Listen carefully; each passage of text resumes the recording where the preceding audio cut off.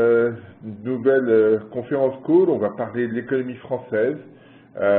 C'est un sujet un peu à la mode en ce moment et on verra pourquoi. Je suis désolé pour ce léger retard, mais j'ai été un peu, j'ai voulu faire trop de trucs en même temps, et ce qui fait que heureusement Anne-Sophie m'a appelé en me disant tu as oublié de nous envoyer les codes. Et je leur remercie d'avoir réagi. Je voulais le faire beaucoup plus tôt. Bref. Alors, deux choses. On va parler de conjoncture. Il y a beaucoup de choses sur ces éléments. Il y a eu pas mal d'enquêtes. Il y a eu les chiffres d'emploi américains. Il y a eu le PIB américain. Il y a eu le FOMC. Il y a eu pas mal d'éléments. Et puis, on parlera de l'économie française parce que c'est une économie sur laquelle il y a des interrogations, notamment sur le fait qu'on a évoqué la semaine dernière, mais sur lequel on va revenir parce que c'est un sujet fort. Qui est la divergence entre la zone euro d'une manière générale et la France en termes de conjoncture immédiate. Hein, c'est ce qu'on voit dans les enquêtes. On reviendra là-dessus parce que c'est une vraie question, une vraie interrogation à laquelle on doit être sensible aujourd'hui. Alors, je n'ai pas eu le temps d'écouter François Hollande au Parlement européen. Je reviendrai sûrement dessus. Je vais regarder ce qu'il a évoqué. Mais voilà, on a une position, la France, de ce point de vue-là, a une position à défendre, un poids forcément majeur dans la dynamique de la zone euro. Il ne faudrait pas que cette situation soit fragilisée par des problématiques de croissance. C'est un peu l'inquiétude qu'on peut avoir aujourd'hui. Donc on reviendra là-dessus, on essaiera de comprendre la logique, la façon dont les choses ont évolué, qu'est-ce qu'il faudrait éventuellement changer dans le modèle. Alors, il y a un document que j'ai fait sur cette question qui ne me satisfait qu'à moitié pour l'instant, que j'ai essayé de retravailler demain pour pouvoir vous l'envoyer rapidement et faire bien percevoir les problématiques qui sont posées. Alors, je voudrais faire quelque chose d'assez simple, mais faire simple, c'est toujours un petit peu compliqué. Donc j'espère pouvoir j'espère tenir les délais jusqu'à demain. Voilà. Alors, premier point, on va commencer par parler de l'Amérique. Il y a eu beaucoup d'éléments la semaine dernière sur l'économie américaine et je voudrais juste regarder 2-3 graphiques par grand thème, hein, parce qu'on pourrait multiplier les indicateurs. Vous savez que la semaine dernière, le PIB américain est sorti en repli sur le quatrième trimestre, moins 0,1% en taux annualisé, ce qu'on n'avait pas vu depuis un bon moment, et on le voit ici sur le graphique, c'est la courbe rouge.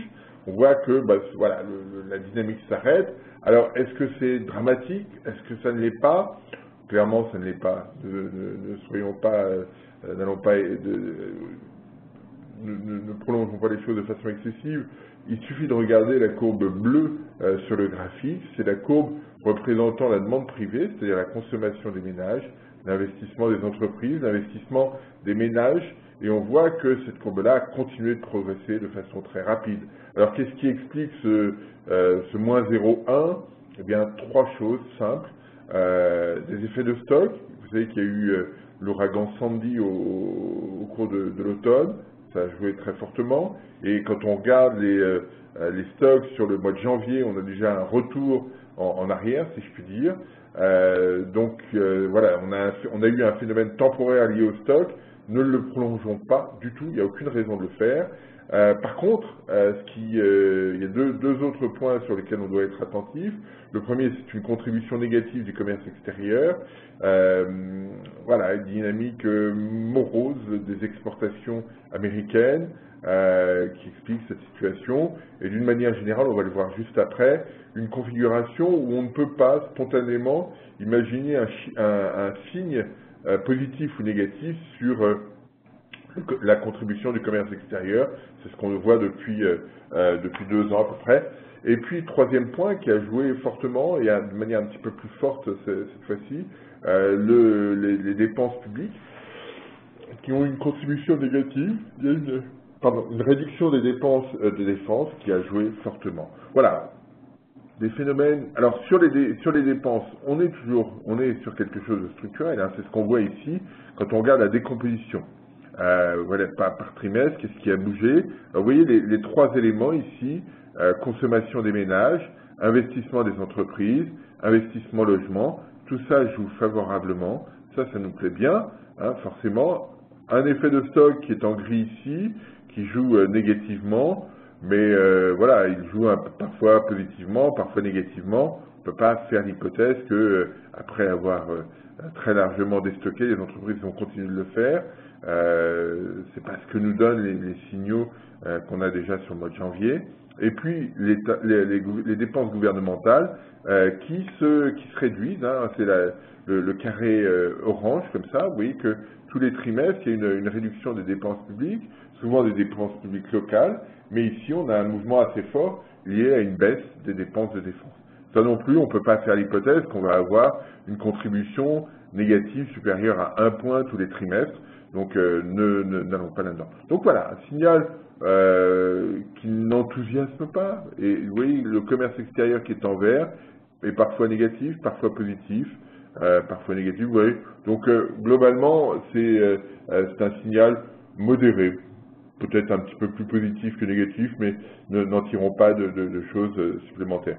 Ce qu'on constate néanmoins, c'est que la dynamique interne est assez robuste. Alors on mentionnera à nouveau, je le ferai tout à l'heure aussi, quand même que sur la consommation des ménages, sur l'année 2013, notamment sur les premiers mois, on aura probablement des surprises, des fragilités liées, vous savez, à cette taxe de 2% qui revient sur le devant de la scène, qui avait été supprimée ou réduite plutôt par Obama en 2011 et qui, dans l'accord fiscal, c'est pour moi l'élément majeur, est revenu sur le devant de la scène et va pénaliser les consommateurs américains. Donc voilà, premier point. Deuxième point, un indicateur ISM qui se tient bien, on le voit ici, on est repassé au-dessus de la moyenne historique qui est en bleu ici, donc pas de rupture, on est loin des points hauts, des points d'accélération, hein. On n'est pas dans une phase d'accélération brutale, on le répète, on le dit à chaque fois, mais ayons bien ça en tête, mais voilà, on a des signaux qui sont plutôt bons, et les commandes restent positives, même si là, effectivement, on a un effet de stock qui joue de manière importante, hein. Sur les 4,6 points, enfin 4,6, sur les 3 points de hausse de l'ISM, il y en a plus de la moitié qui est liée, que je donne les chiffres exacts, hein, parce que j'aime bien, voilà, sur 2,9 points de hausse de l'ISM, 1,6 vient des stocks et 0,7 des commandes. Donc on a quelque chose d'assez dynamique sur les commandes, mais un effet de stock là, qui joue de manière beaucoup plus brutale. Donc globalement un rapport plutôt positif sur l'activité. On a des signaux plutôt favorables sur l'emploi, des signaux plutôt favorables sur la production, mais là non plus, pas d'emballement, mais des signaux qui ne montrent pas de rupture. C'est ça qui est important. Sur l'emploi, 157 000 emplois, bon, c'est assez banal, si je puis dire, on ne va pas se rentrer dans le détail. Ce qui est intéressant, c'est ce qu'on voit quand on regarde les deux courbes ici. La courbe rouge, c'est l'estimation antérieure des créations d'emplois. La courbe violette, c'est la nouvelle courbe. Et on voit qu'il y a des écarts qui sont significatifs en 2012, hein, puisque sur l'ancienne estimation, c'est-à-dire sur la courbe rouge, on était à 153 000 créations d'emplois en moyenne par mois, ce qui donne un signal moyen. Sur les nouveaux chiffres, on est à 180 000. Ça traduit une situation un peu plus favorable du côté des entreprises.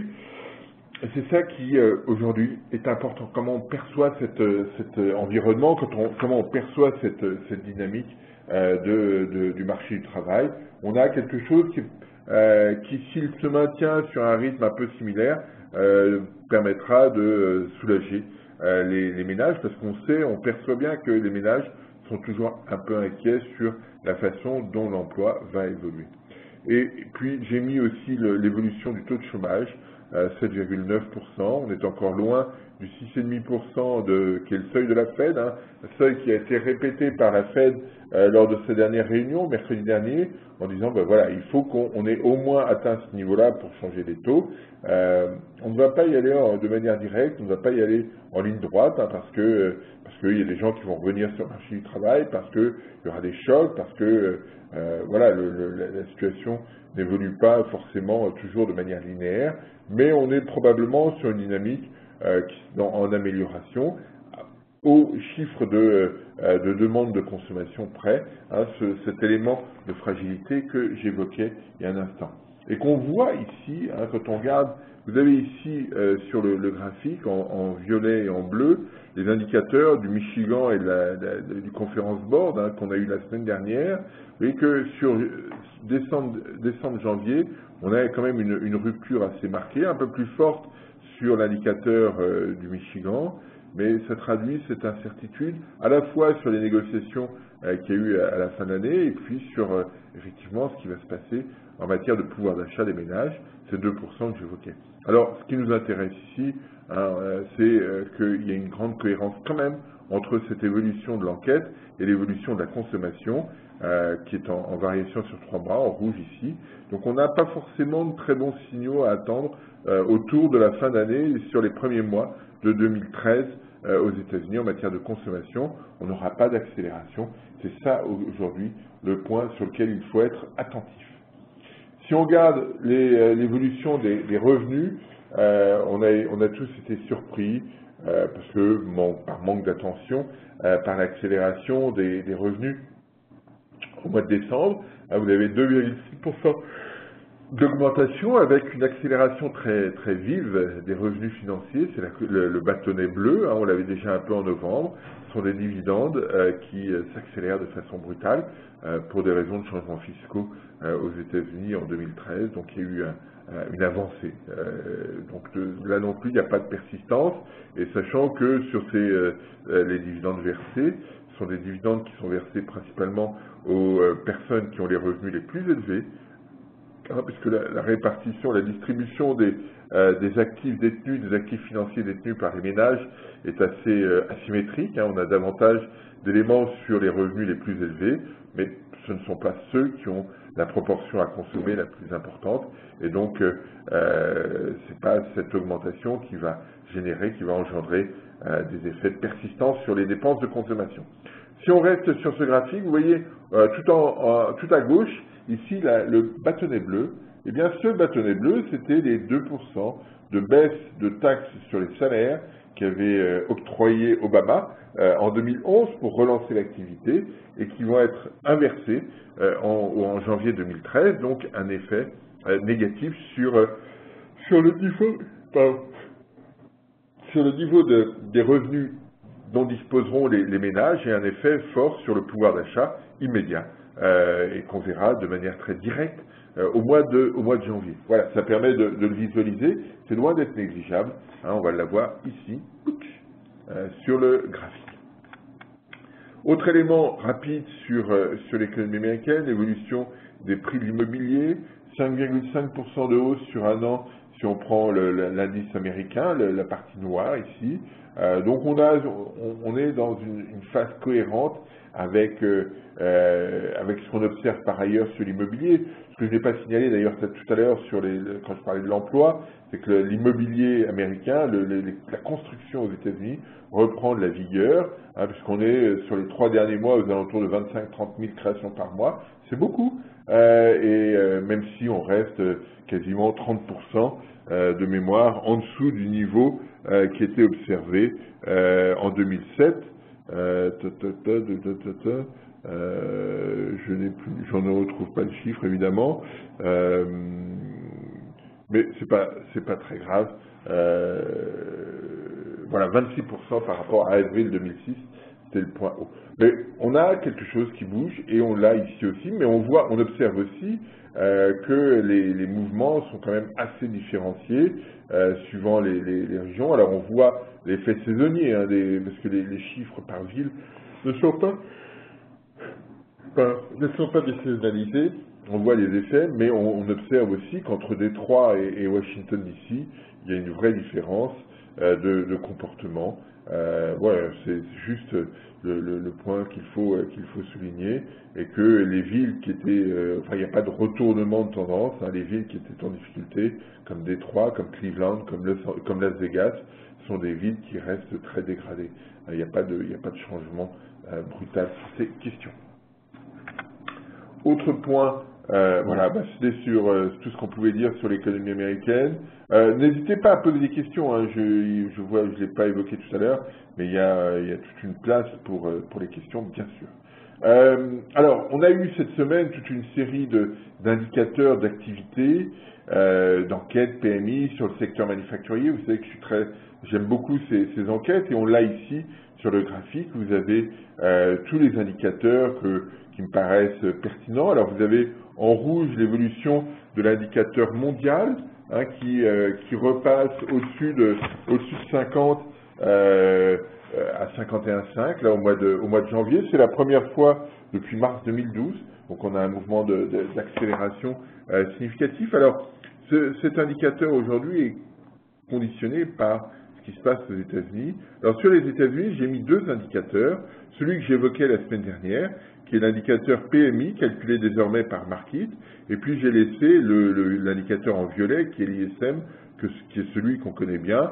Donc il y aura maintenant systématiquement les deux indicateurs américains, mais on voit que les deux ont un peu la même orientation, et qu'on a aussi, dans le même temps, une hausse significative, ou un mouvement haussier plutôt, des BRICS, parce que la Russie, parce que la Chine, parce que le Brésil s'améliore de façon significative et que ça tire l'ensemble.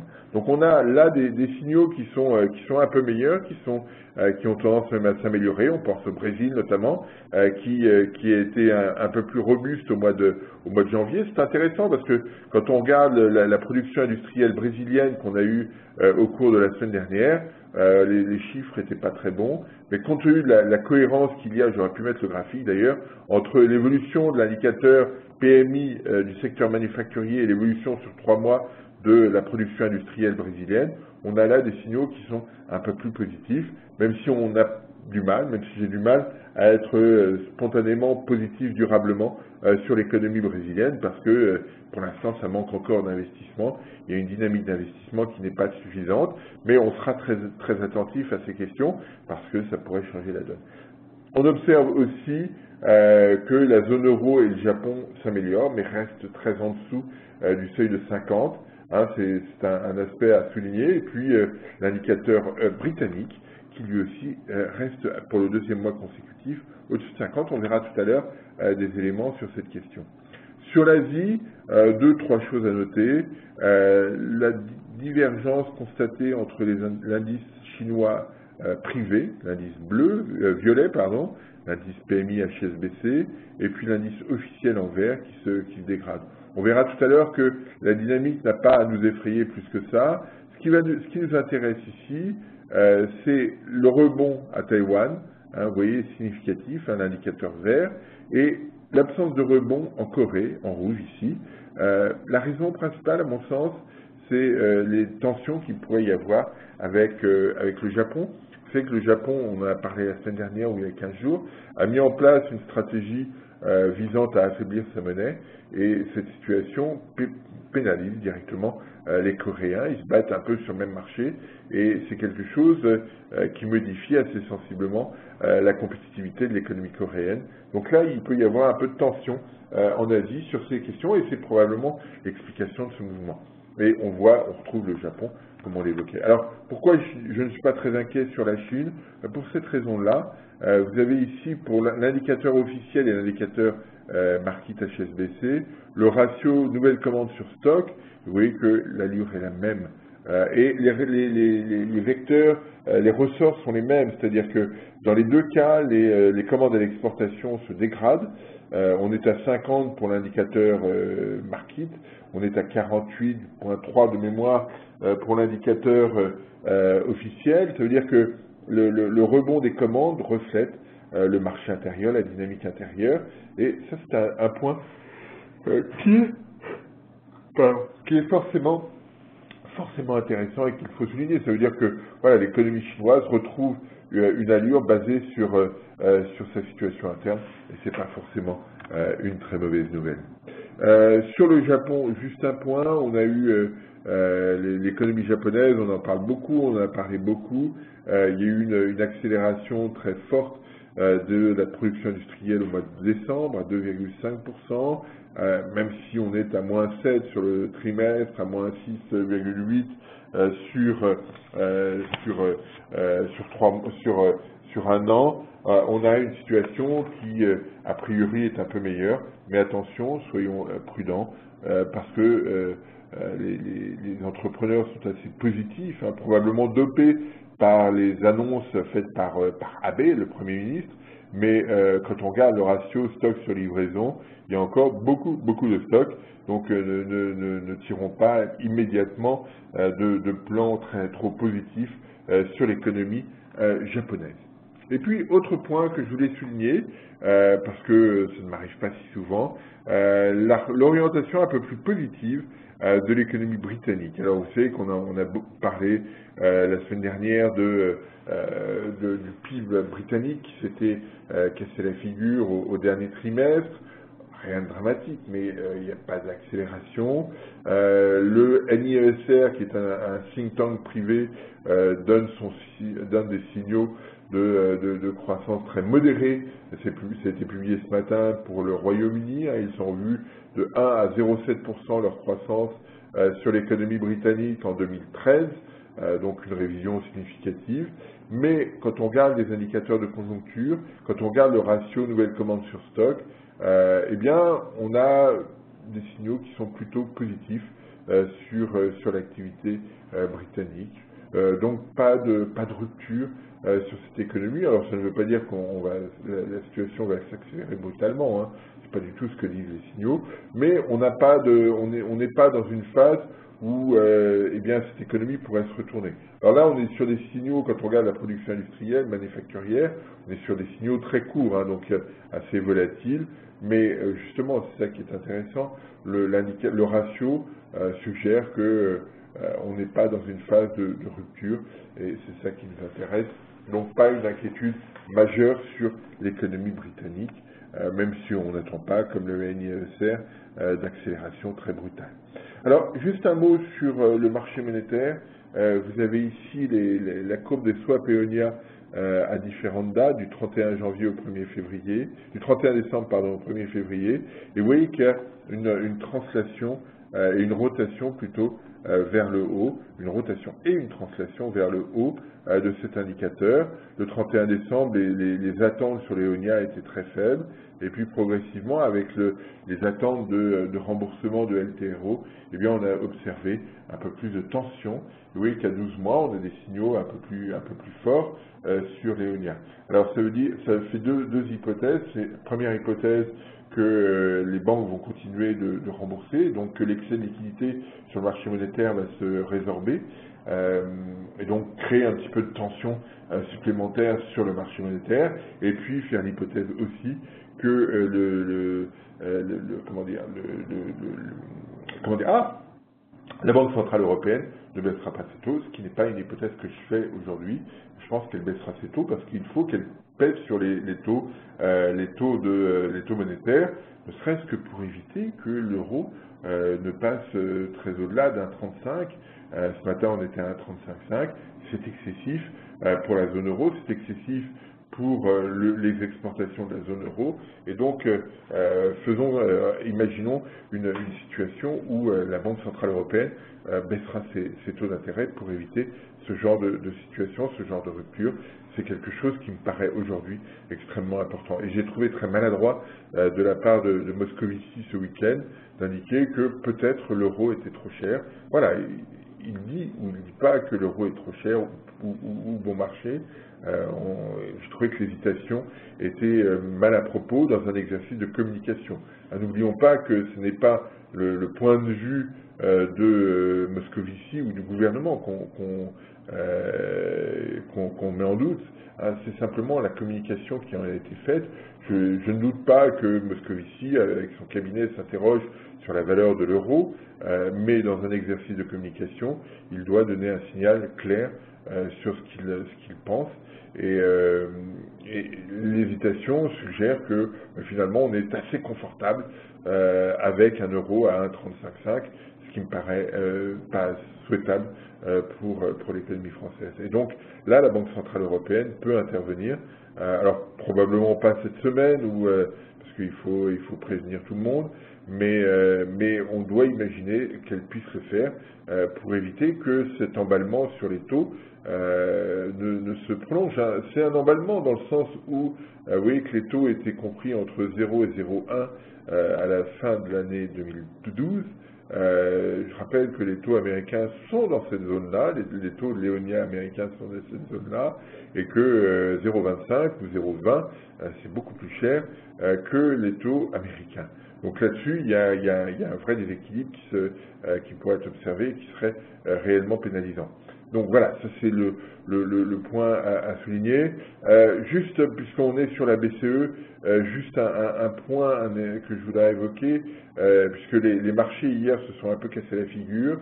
On a vu des remontées de taux assez marquées en Espagne et en Italie, et des marchés actions qui se sont cassés la figure.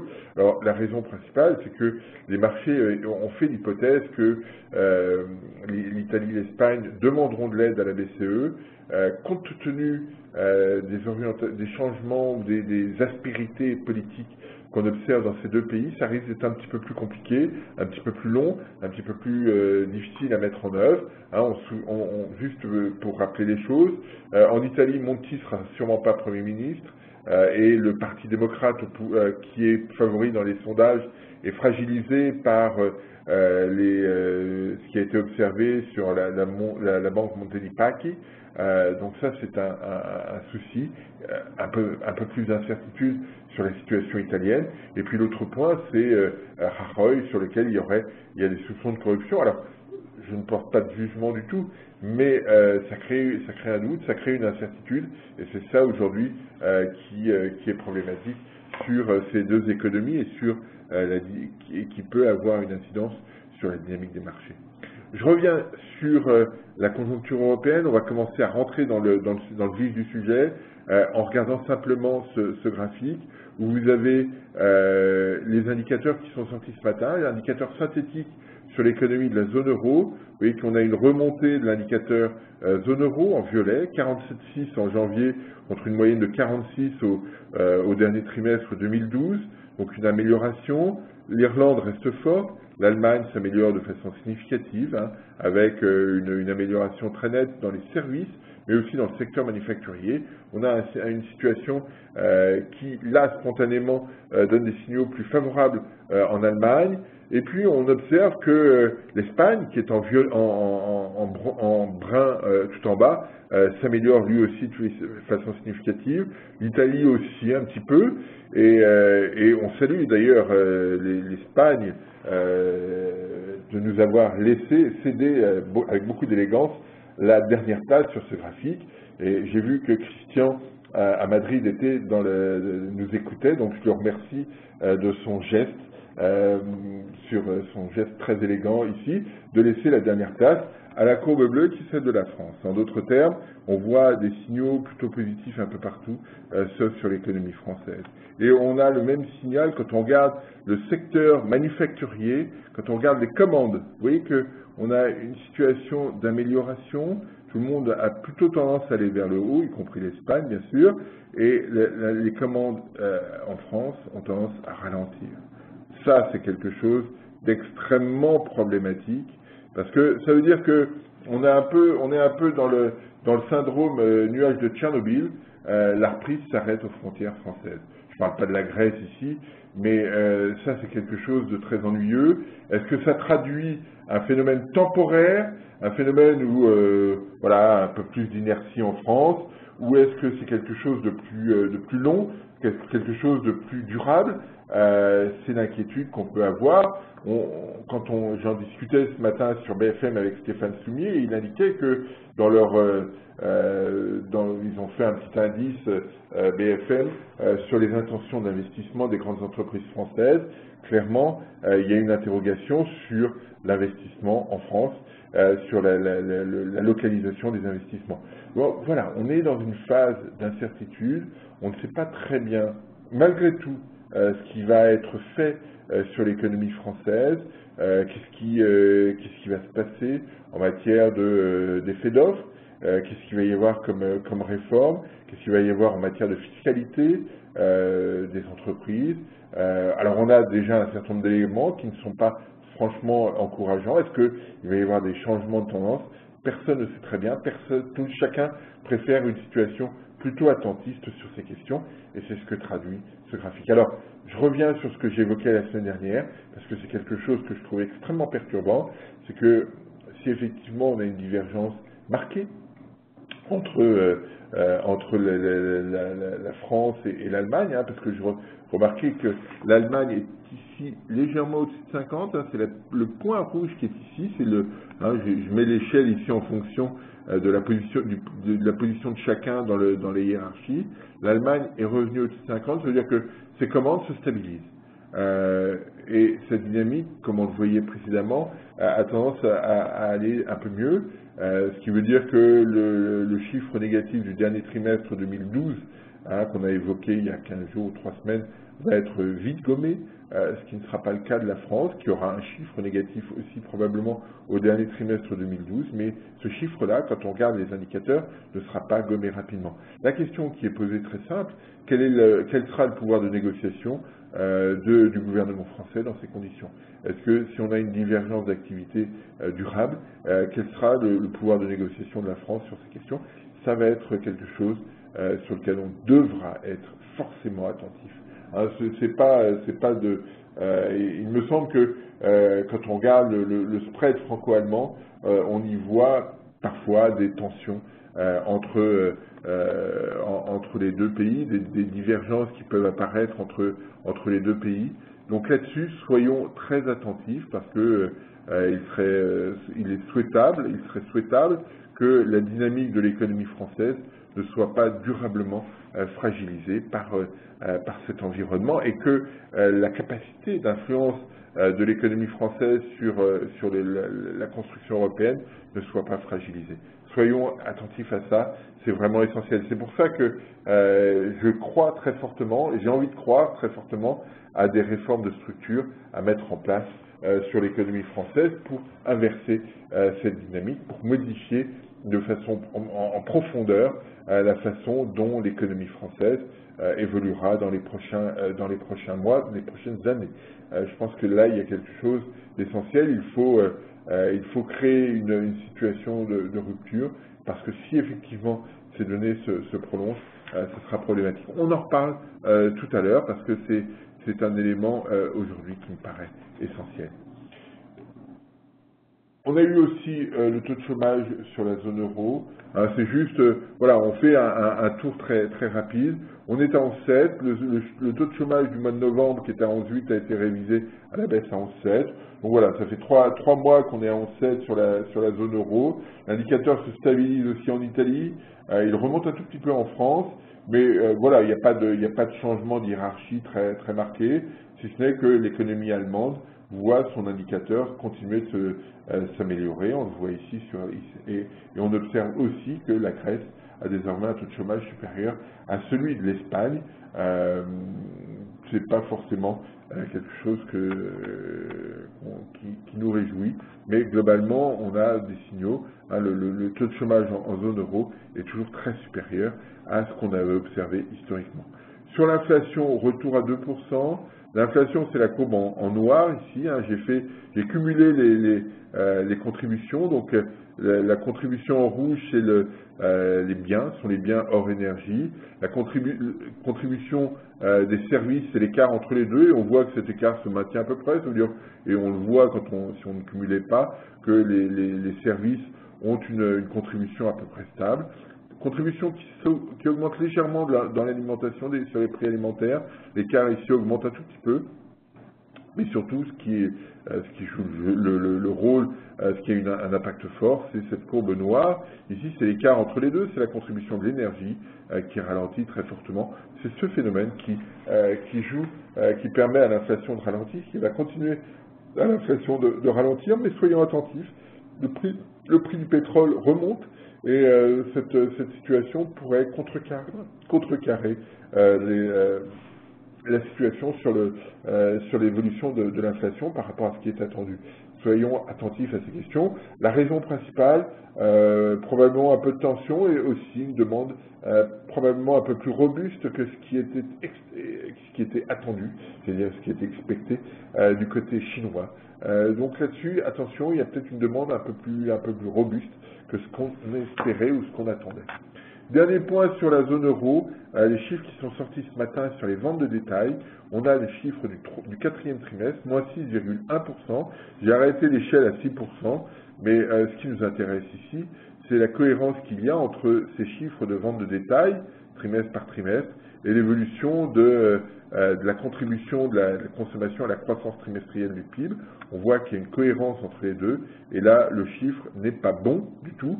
On va probablement être aux alentours de moins 1 en termes de contrib, si on regarde les chiffres antérieurs, si on regarde celui-là ou l'autre, donc on va être aux alentours de moins 1, c'est-à-dire un chiffre qui va être très pénalisant pour la croissance de la zone euro. Et si on regarde dans le détail, eh bien, l'indicateur zone euro est ici en violet, donc on voit qu'il ralentit, ce sont des indicateurs en volume, il y a un ralentissement très significatif, mais tiré vers le bas par le Portugal, par l'Espagne, dont les chiffres se dégradent à une allure incroyable, par les Pays-Bas aussi, puisque les Pays-Bas sont dans une phase de contraction de leur activité, pour des raisons pareilles que les autres. C'est une économie qui est très liée à l'immobilier, il y a eu une bulle immobilière, un endettement excessif, et c'est cette situation qui est en train de payer l'économie néerlandaise.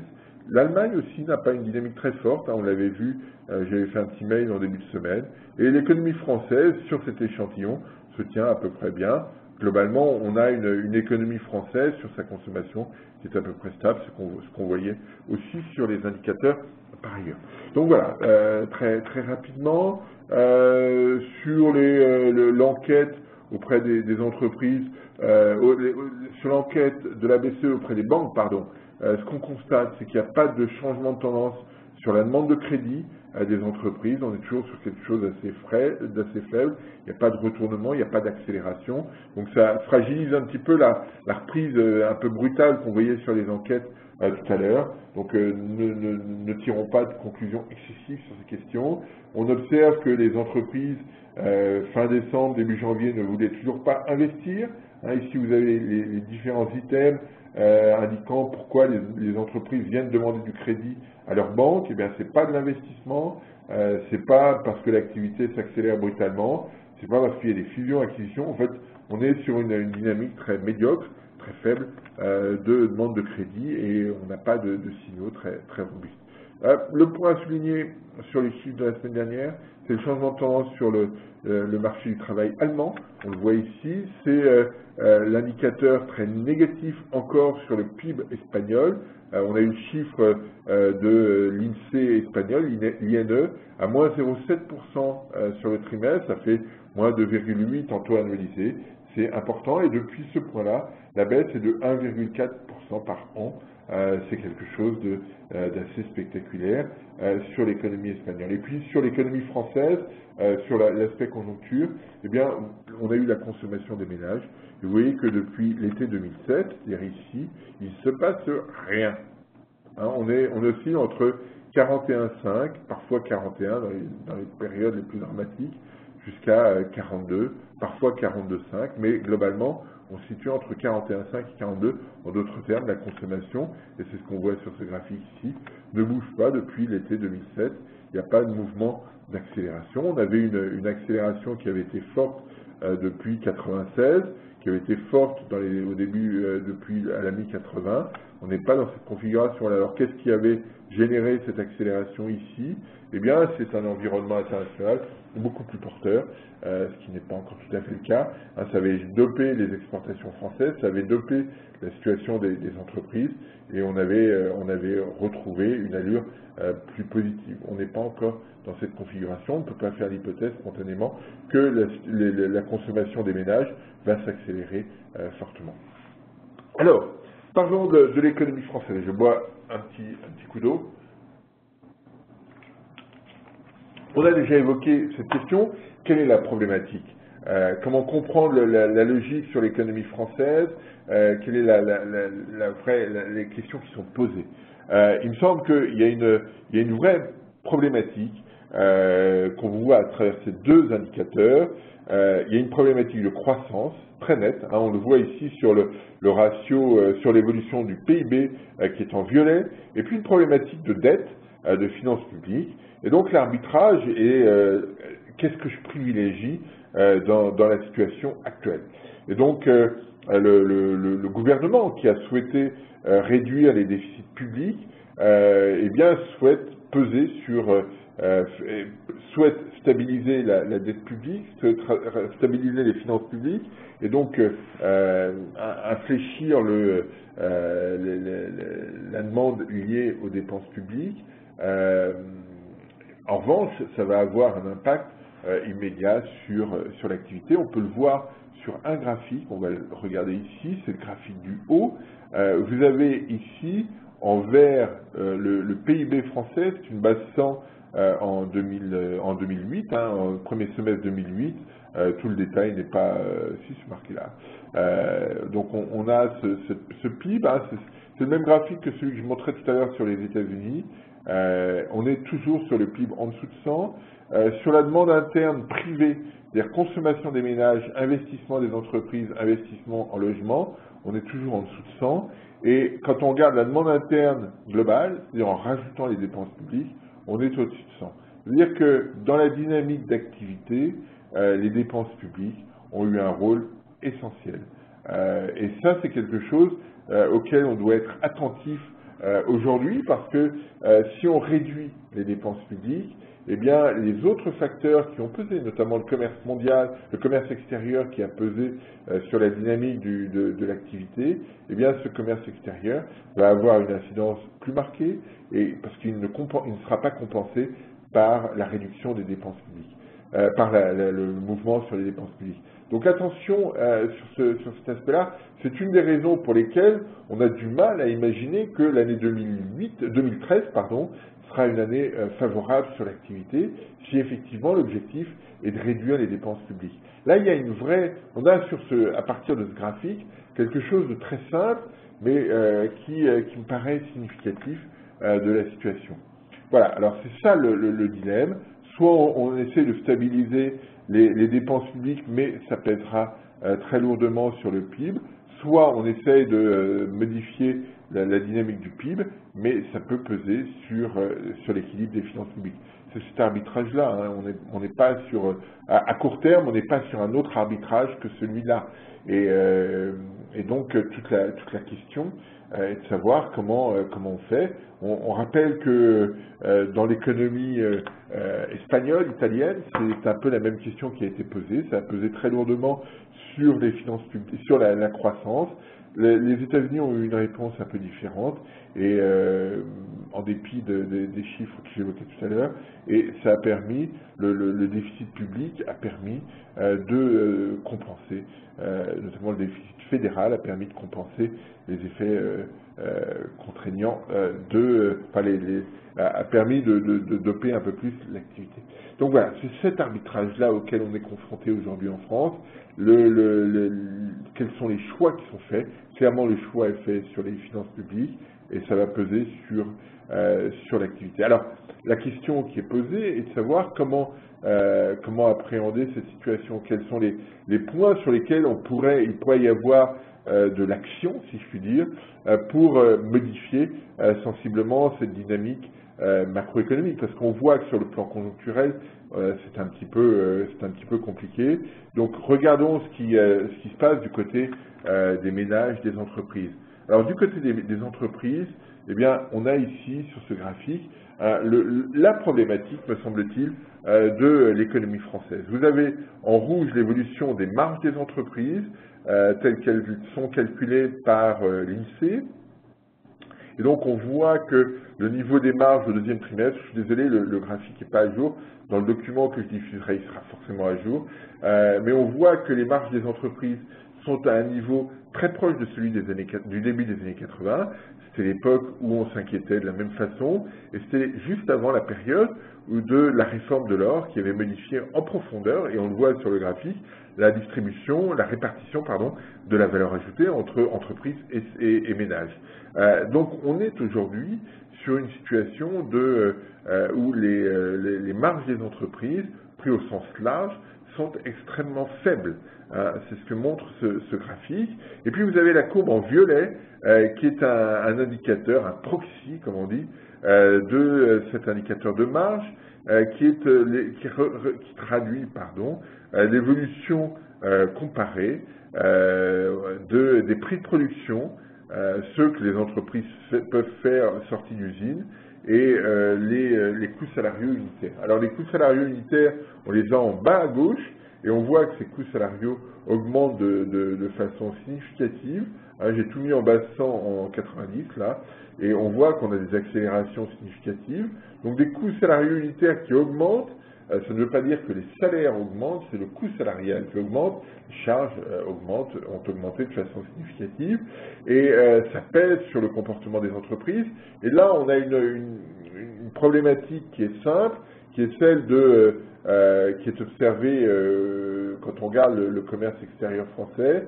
Il y a une interrogation sur le type de produit qui est vendu, et la courbe violette du premier graphique ici permet de bien comprendre la chose. C'est-à-dire que vous avez une hausse des coûts salariaux unitaires, donc a priori une pression sur les marges des entreprises, et en fait ce que montre ce graphique en haut, c'est que les entreprises n'ont pas la capacité de répercuter la hausse des coûts salariaux unitaires, et donc leurs marges se dégradent. Ça veut dire que globalement, en moyenne, parce qu'on raisonne ici en moyenne, les entreprises n'ont pas la capacité de répercuter sur les prix les hausses de coûts qu'elles subissent.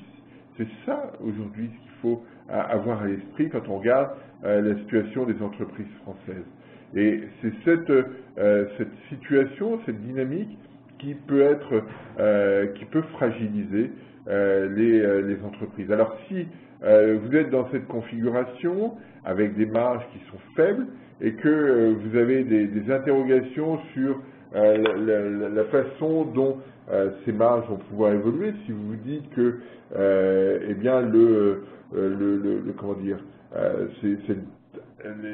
la dynamique des marges ne va pas être inversée très rapidement, eh bien, vous n'avez comme comportement que de stabiliser au mieux votre investissement. Vous n'avez pas d'incitation à investir fortement.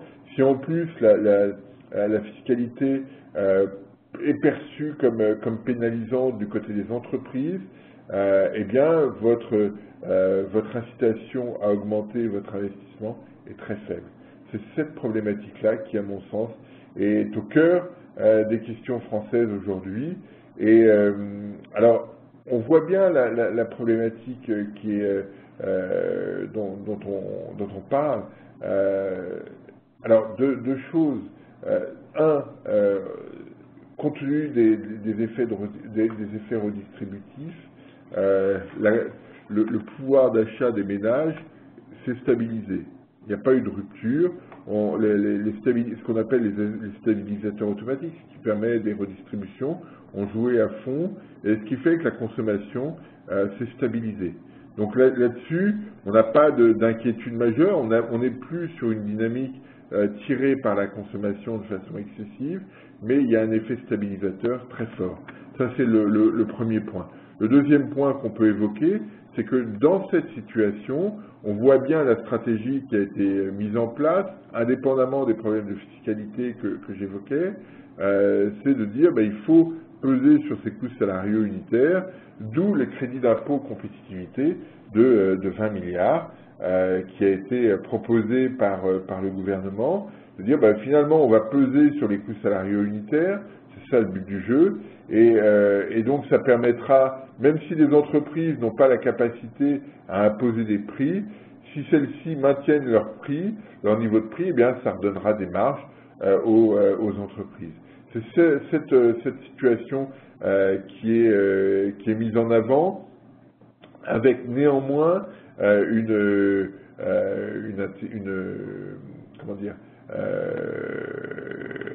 avec aussi un effet fort via finalement l'adoption d'une sorte de TVA sociale, hein, puisque la baisse des charges va être compensée par une augmentation de TVA. Alors ça avait été combattu en son temps par le président actuel en disant la TVA sociale, c'est-à-dire une augmentation de la TVA pour compenser la baisse des charges, c'est quelque chose de déséquilibrant et de pénalisant, c'est vrai, mais c'est ce qui permet aux exportations françaises de regagner de la compétitivité, aux importations étrangères d'être un peu plus chères, et donc finalement, à prix constant, de maintenir, d'améliorer les perspectives d'activité sur l'économie française, hein, puisque sur le marché intérieur, la production sera un peu plus compétitive, puisque les importations coûteront un peu plus cher, et à l'export, eh bien, les entreprises bénéficieront de la baisse des charges directes. Hein. Il n'y aura pas d'effet TVA. Donc on voit bien l'intérêt d'aller dans ce sens-là, mais l'effet sera modeste malgré tout, parce que sur les 20 milliards, il y a 10 milliards de baisse de charges, de baisse de dépenses de l'État et 10 milliards de TVA. Ça n'est pas beaucoup, ça n'est pas un effet spectaculaire, et donc l'effet sera modéré. On est dans une économie modérée, avec des situations qui évoluent de façon modérée, des prises de position qui sont modérées aussi. Donc voilà, c'est cette configuration-là qu'il faut altérer de façon plus marquée aujourd'hui sur l'économie française. On le voit quand on regarde l'évolution des charges. Je n'ai pas fait de comparaison ici sur ce graphique-là, on le verra juste après, mais voilà, c'est juste pour visualiser la façon dont la situation évolue au sein de l'économie française, et bien observer que les marges des entreprises sont aujourd'hui très, très dégradées, et qu'il y a une poussée significative des coûts salariaux, ce qui a été pris en compte par le gouvernement. Mais voilà, on est sur un premier élément. On peut imaginer que, effectivement, comme je l'évoquais tout à l'heure, eh bien, il faille faire des effets chocs sur la situation pour modifier en profondeur la répartition de la distribution des revenus, de la valeur ajoutée. C'est ce qu'on avait vu au début des années 80. C'est peut-être quelque chose qu'on peut attendre, parce que dans la situation actuelle, on n'a pas de rupture, on a des situations d'adaptation, mais comme je l'évoquais à l'instant, de façon un peu pas très gentille, on est dans une dynamique toujours très modérée, sans rupture, et s'il y a des ruptures, elles jouent sur la fiscalité de façon plutôt négative. Donc voilà, alors si on regarde la situation, il y a une obligation d'aller un peu plus vite aussi. Si on regarde ce graphique, on va regarder celui d'en bas principalement. J'ai mis en bas de 100 l'évolution des coûts salariaux unitaires réels, c'est-à-dire corriger quelque chose qui soit un vrai indicateur de compétitivité. Et vous voyez que depuis le début de la zone euro, hein, tout est en bas de 100, l'Allemagne a tendance à avoir ses coûts salariaux baisser, donc ce qui lui donne un avantage supplémentaire, parce qu'elle peut fixer plus facilement le prix là où elle le souhaite. Quand les entreprises françaises sont coincées ici parce que les coûts salariaux augmentent et qu'elles ne peuvent pas répercuter les coûts, eh bien ça pose des problèmes sur leur marge. Si vous êtes sur des coûts salariaux qui ont tendance à baisser, comme on le voit ici sur la courbe verte, eh bien vous pouvez fixer vos prix où vous le souhaitez de façon beaucoup plus simple. C'est cette problématique-là, enfin c'est cette situation qui donne un avantage comparatif à l'économie allemande. Mais ce qu'on voit aussi, c'est que l'Italie, l'Espagne, l'Irlande avaient des coûts salariaux qui avaient augmenté de façon significative, mais on était dans une dynamique très favorable. Aujourd'hui, cette situation s'est inversée, et alors, on n'est pas sur les mêmes produits, on n'est pas dans la même situation, mais ce qu'on voit par rapport à l'Italie, ce qu'on voit par rapport à l'Espagne, c'est que l'avantage comparatif a légèrement diminué, et qu'il est probablement nécessaire d'avoir un impact, de créer un choc sur la compétitivité de l'économie française. C'est cette situation à laquelle il faut faire face en 2013.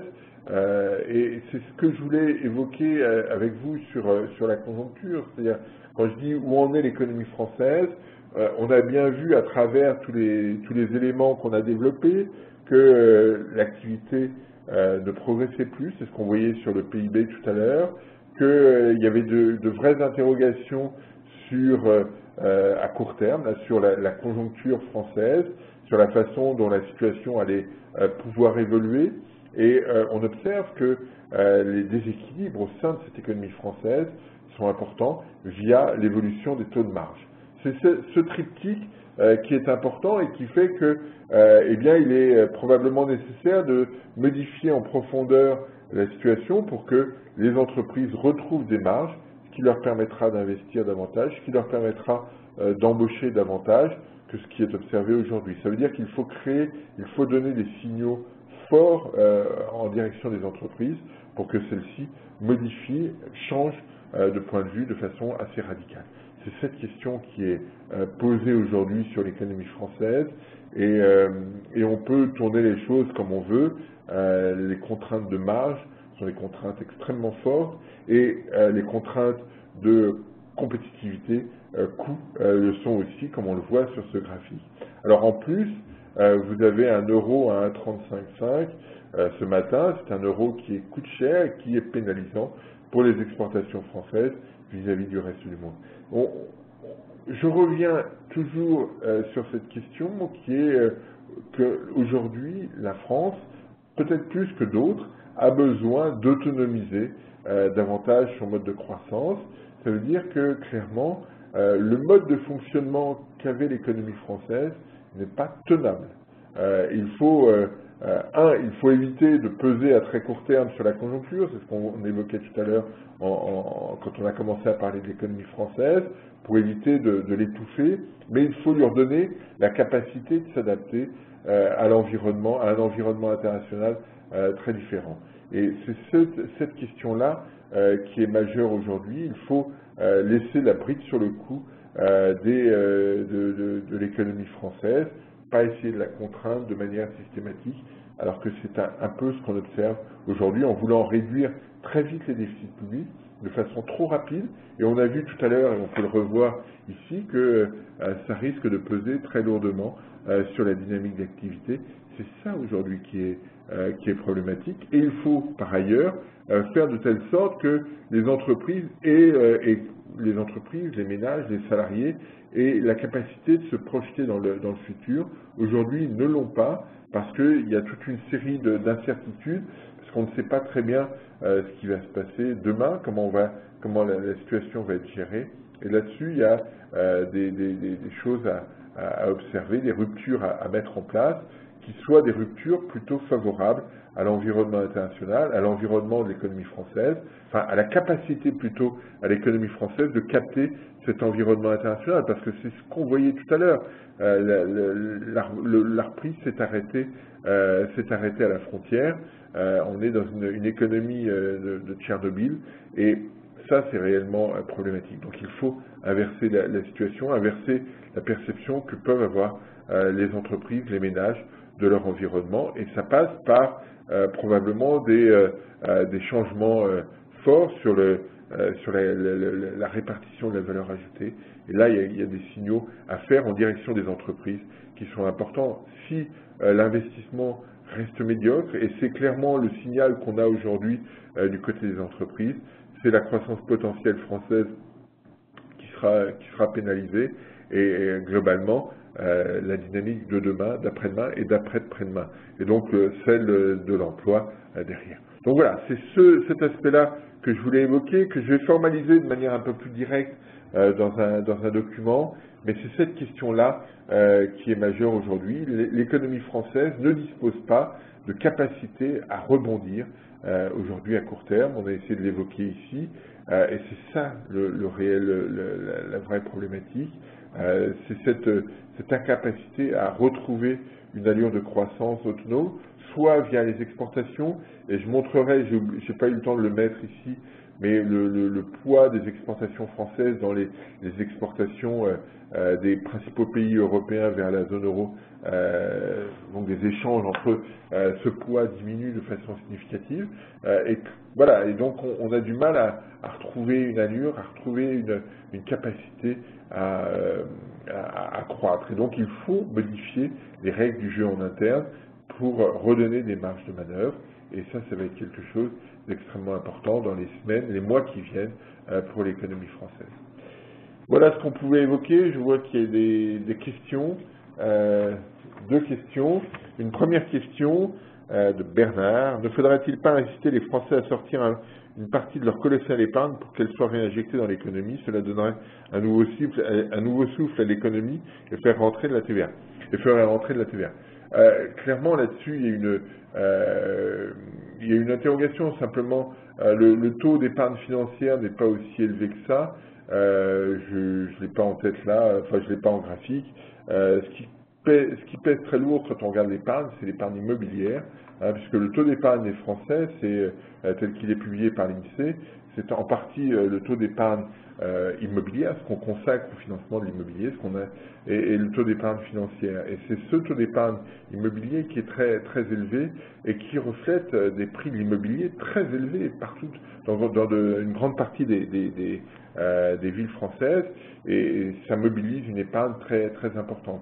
Donc là-dessus, toutes les mesures qu'on a évoquées souvent ici sur l'immobilier français, eh bien aujourd'hui pèsent probablement parce que si on souhaite acheter son logement, ça mobilise une épargne tout à fait considérable qui ne permet pas spontanément d'acheter davantage de caramel mou, qui aurait tendance à relancer l'activité. Et de Bernard toujours, on parle sans cesse des coûts salariaux, mais quelle est en moyenne dans l'industrie la contribution des salaires dans l'élaboration des coûts de production? De plus que d'efforts pour limiter la hausse des salaires alors que l'évolution de l'euro vient détruire des efforts. C'est vrai, non mais il y a toute une question qui est posée sur l'évolution des coûts salariaux. Ça n'est pas forcément aussi spectaculaire que ça. Si on regarde l'automobile par exemple, il y avait des chiffres qui circulaient entre 10 et 15%, donc c'est pas énorme, mais ça permet de jauger les questions. Alors effectivement, il y a une problématique, une problématique globale qui est celle de comment redonner aux entreprises des marges, des capacités, des souhaits d'investir. C'est ça la vraie question. Et aujourd'hui, compte tenu des marges, l'incitation est faible. C'est cette problématique-là, moi, qui m'apporte davantage que le niveau des coûts salariaux. C'est cette dynamique-là qui est essentielle, parce que tout passe par la capacité des entreprises à intégrer du progrès technique et à générer et à avoir de l'investissement. Aujourd'hui, on n'est pas dans cette configuration-là, et c'est ça qui est problématique. Et effectivement, et c'est pour ça que j'évoquais tout à l'heure la nécessité pour la Banque Centrale Européenne de baisser son taux de référence pour éviter que l'euro ne soit aussi élevé, pour éviter que la situation en termes de compétitivité de prix pour la zone euro soit périlleuse. Alors, il y a une étude de Deutsche Bank qui suggérait l'autre jour que la France commençait à souffrir, quand l'économie française plutôt commençait à souffrir quand on dépassait 1,24 € en parité, on perdait en compétitivité. Voilà, c'est le genre de choses sur lesquelles on doit être attentif et sur lesquelles l'économie n'a pas qu'une seule solution à chaque fois, c'est toute une série d'éléments, mais ce qui apparaît de manière très directe, c'est que l'économie de la zone euro et l'économie française en particulier manque d'autonomie dans sa croissance, et c'est cette problématique-là à laquelle on doit être attentif. Comment retrouver une allure de croissance un petit peu plus favorable à partir d'ingrédients qui sont nôtres, parce que si on attend que le reste du monde se réveille pour nous réveiller, eh bien on peut attendre longtemps. Et c'est en cela que la réforme du début des années 80 était intéressante, la réforme de l'or, que j'évoque souvent, mais c'est un peu cette idée-là, comment modifier la situation. Alors bien sûr que ce sera pénalisant pour le consommateur, bien sûr que ça va changer les choses, mais ça peut donner des marges aux entreprises pour revenir sur l'investissement. C'est ce qu'on avait vu au début des années 80. C'est probablement quelque chose, une incitation qu'on doit mettre en avant, mais ça veut dire aussi, à côté, probablement un changement de fiscalité. Ça va être quelque chose auquel on doit être très attentif. Voilà ce qu'on pouvait évoquer. Je ne sais pas s'il y a d'autres questions, Gwenaël, mais il me semblait intéressant de tourner autour de cette économie française. Voilà ce que je voulais évoquer avec vous. Eh bien, on se revoit ou on se réécoute la semaine prochaine pour une autre conférence call. Je vous remercie. Bonne journée à tous et bonne semaine. Au revoir.